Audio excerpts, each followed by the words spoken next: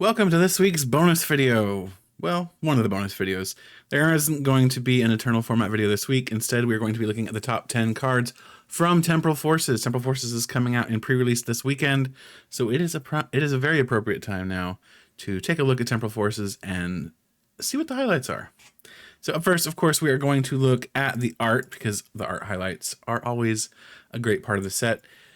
Not every card is super playable, but many cards are quite beautiful. We're going to look first, of course, at some of the alt arts, or the illustration rares, as they are now referred to for the most part. We have here the Shiftry by the same artist as the Hisuian Zorak V-Star from Crown Zenith. Absolutely stunning artwork, amazing detail. They haven't illustrated very many cards for the TCG, but they've done a phenomenal job with ones they have. This Gnome also awesome, kind of like a glass outerness. I don't know how to refer to it, but its outer body is, of course, almost like a glass or ice-like structure, which is just really cool. I like the way it looks. It's simple, but it's very effective. Also, there are a couple of arts that kind of combined in this set. So we have Deerling and Sawsbuck here with the art that kind of combines. Really cool to see. Also very vivid, beautiful picture in the first place. And then similarly, we have this beautiful artwork with Menchino and Shinchino. Just really cool artwork. It's very bright, very colorful. She was, of course, always a great artist in the TCG. And then for the final art highlights that are not Shinji Kanda, because of course you know there's going to be a Shinji Kanda part in this video, we have Bianca Sincerity and Eri. Really cool arts in both respects. Here we have Bianca kind of drooling as she's asleep on the couch there, and then Eri, of course, looking like her terrifying self. She was the one trainer I had actual issues with when I was going through Violet, so her very dominant, powerful pose is especially appropriate to me. So very cool to see both these cards in the set. And Eri is especially playable, so which is also cool. Now, as I hinted at earlier, we are going to look at a new card from Shinji Kanda. Card, of course, is the Sharpedo. Got that very detailed style that Shinji Kanda is kind of notorious for at this point. If you're not familiar, Shinji Kanda is the one that did the alternate art for the Giratina V in Lost Origin. Really intricate details. Just beautiful style in general. Really like the artwork that they put out. So here is the Sharpedo from the set. So if you're collecting Shinji like I am, this will be one to keep an eye out on. Okay, so we gotten through the art. We've seen some of the awesome art from the set. There's, of course, a ton of it. But now it's time to look at the honorable mentions. So these cards are still good. In fact, many of them will probably be seen in a lot of decks or in very good decks. But this set is pretty loaded. It is not at all like Paldean Fates. This set is super loaded with amazing cards, so do keep that in mind as we go through these honorable mentions. We have 5 honorable mentions today, starting out with Miraidon. Miraidon, this is the future Pokemon that has the attack accelerating peak. Do keep in mind we're using fan translations here. The official translation may differ slightly. Does 40 damage, search your deck for up to 2 basic energy cards and attach them to your future Pokemon in any way you like, then shuffle your deck. And then for Lightning Psychic, Sparking Strike does 160 damage. Very good damage, especially when you combine it with another Pokemon that's going to show up actually next here on this this list here that boosts the damage that it's doing. So Accelerating Peak could do 60, 80, 100, a little bit of extra damage, and do some pretty significant damage on a single prizer. And then similarly, Sparking Strike, of course, also can get up there in numbers with the help of Iron Crown EX. Iron Crown EX has the ability Cobalt Command. Your future Pokemon's attacks, except any Iron Crown EX, do 20 more damage to your opponent's active Pokemon before applying weakness and resistance. So here you're boosting the damage done by your active Pokemon, if as long as it's a future Pokemon. Keep wanting to say single strike. So that Miraidon, of course, you're boosting that damage. Things like Iron Hands is also getting its damage boosted. Iron Crowns and Iron Hands are kind of best buddies. There is a deck there in Japan that is seeing a little bit of success between Iron Hands and Iron Crown, kind of working together to just be kind of an ultimate menace. So keep an eye out for that if it makes the way across the seas here. And then its attack, Twin Shuttles for Psychic Double Colorless, says this attack does 50 damage to 2 of your opponent's Pokemon.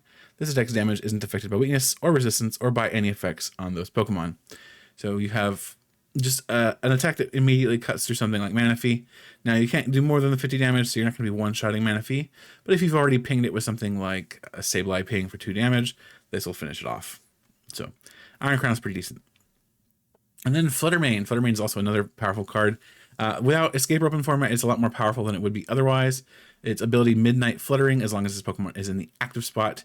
Your opponent's active Pokemon has no abilities except for Midnight Fluttering. And then for 3 colorless energy, it has Hex Hurl, which does 90 damage. Put 2 damage counters on your opponent's benched Pokemon in any way you like. So you're throwing damage all over the place, in addition to keeping your opponent's active Pokemon ability locked. That's pretty significant for something like Chen Pao, where it has to be in the active spot to use its ability. So keep that in mind too. And then, of course, Comfey also is restricted by this. So if this is in the active spot and Comfey tries to go the active, suddenly it's not selecting any flowers, which is kind of a problem for Lost Box. They need to select some flowers. Giratina, not so affected by it, but of course Giratina, at least in Japan right now, is primarily seeing play as part of an Arceus deck again. It's Arctina, without Path, but all the same, Fluttermane is quite an interesting card and absolutely deserves a spot in any of your Ancient Box decks. And then speaking of Ancient Box, we have Roaring Moon, the star of the Ancient Box, an absolutely devastating attacker with its Vengeful Feathers attack. For 2 Darkness Energies, does 70 plus damage. This attack does 10 more damage for each Ancient card in your discard pile. That's not Ancient Pokemon, that is Ancient card. So any card with the Ancient tag on it, that's Earthen Vessel, that's Sawdust Vitality, that's Explorer's Guidance. All those cards that have the Ancient tag on them, they're adding to that damage, and you can get there pretty quick. I will say, though, from experience, it's also very, very easy to deck yourself out with some of the cards that you have to use to get to those numbers, so be aware of that. But once you're hitting hard, you are really hitting hard. So Roaring Moon is quite a fun one. And then the last of our honorable mentions here is Chinchino, which has seen some success in Lugia lists in Japan. Lugia, of course, recently won the most recent Champions League in Japan with the help of Chinchino, because why not? So Chinchino has Gentle Stop, which does 30 damage for single colorless energy, and then for 2 colorless energy, it has Special Roll. Special Roll does 70 damage, or 70 times damage rather, and this attack does 70 damage for each special energy card attached to this Pokemon. Yes, that is card. I know there's been some erroneous translations going around online, thinking it's just special energy. It is not. It is special energy card. So double Tyro energy is counting as 1, so just 70. I mentioned on Twitter, like, if it were each energy, then something like Reversal would just be absolutely obscenely broken, especially in Lugia. But it's not. It is card. Even still, it is very powerful, and Lugia can absolutely abuse Chinchino to blow things up. So do keep an eye out for Chinchino rather, and make sure you get yourself a playset, because if you intend to, or even if you don't intend to play Lugia, but if you think you might at some point in the future maybe touch Lugia a little bit, Chinchino's your guy. All right, now the top 10.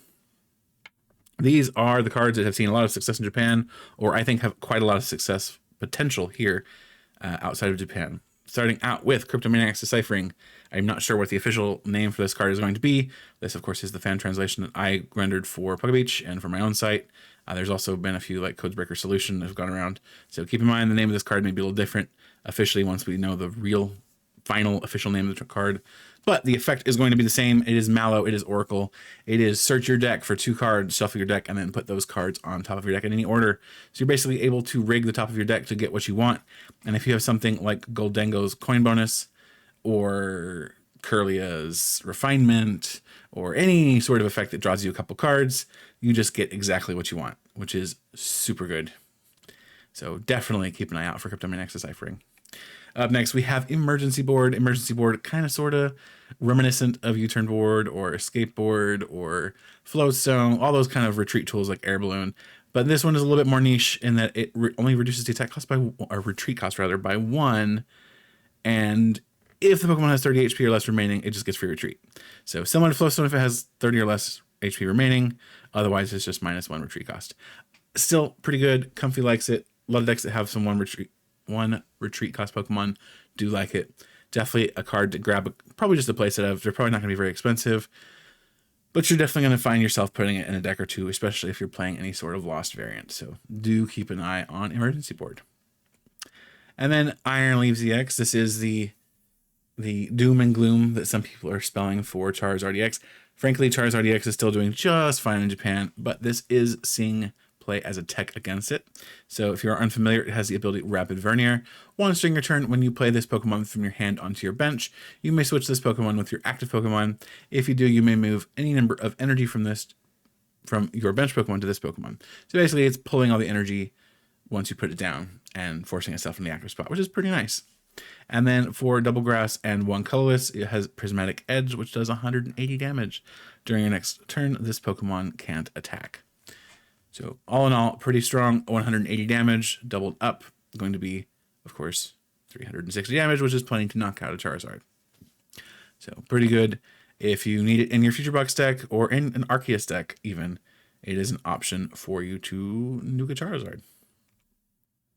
Number 7 is Hero's Cape. It is at number 7 because it is a tool that can be lost vacuumed away, but at the right time or after your opponent has burned their lost vacuum, this could be quite an option. So Hero's Cape is a Pokemon tool, an Ace Spec Pokemon tool, and the first Ace Spec on this list.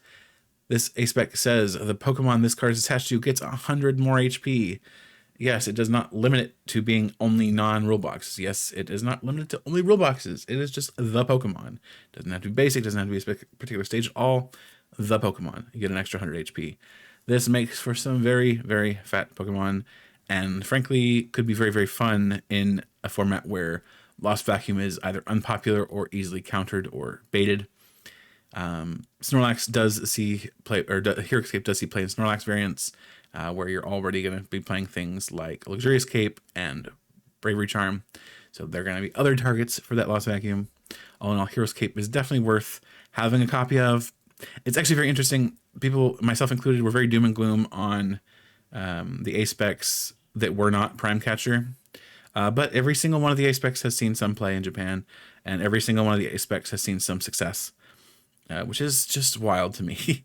Good. That means the designers know what they're doing for once. I mean, they know what they're doing, but it's very fun to see them pop in and out of lists. In fact, we're talking about the Champions League that just happened recently. The winning list for it, the Lugia list, ran Master Ball, literally the weakest of all of these Ace Specs, and it still won with Master Ball. So, frankly, wild. But it needs us. It needs Lugia rather needs that search support. So, but we're here to talk about Hero's Cape. Hero's Cape, very good. Definitely have a copy of it. And then Great Tusk. Great Tusk is an interesting one. It's popping this low end of the list because not only is it seeing success in its own variant, it's also kind of popping into some Roaring Moon lists, some Ancient Box lists, and then of course its own deck on top of it. So Great Tusk Mill, of course, is a deck in Japan, seeing like a roughly 4% share at the moment. It is popping into Ancient Box, which is also around 4%, and then of course it's also popping up here and there in Roaring Moon variants with the big Roaring Moon. It has the attack Ground Collapse that for 2 colors energy discards the top card of your opponent's deck, and if you played an Ancient Supporter card from your hand during this turn, you draw 3 more or discard 3 more cards. You could be discarding up to 4, which is not something to scoff at. That's quite fast. It does mill fairly quickly. And then for double fighting, double colors, you have Giant Fangs and you do 160 damage. Word from the wise with experience. If you could just knock out your opponent's active Pokemon and you have a means of powering this up, power this up and don't try to mill out your opponent like I did during one of our stream games, because you could just win with Giant Fangs, and that's the thing you can do. So read all of your attacks and keep all of your avenues open. Anyway, but yes, Great Tusk is absolutely a good card. Have a couple of them on hand, or if you think you might play Great Tusk Mill, maybe grab a full play set. Up next is Airy. This card is seeing a lot of play in Japan, mostly because the decks that are doing right. Mostly because all of the decks that are doing well right now run it. Stuff like the Arceus deck I mentioned earlier with Arceus Giratina, some versions of Lugia, I believe. There were several top decks that were running it, and you can see why. It's a strong effect. Your opponent reveals their hand, choose up to 2 item cards you find there, and discard them. It's a potent effect. There's nothing to laugh at about this effect. It is going to wreck some hands, especially with how item heavy standard format is right now. Other formats maybe not so item heavy, or at least previous standard formats were not so item heavy. Current standard, and really standard for the last long time now, has been very item heavy. And so Airy is definitely going to disrupt some things.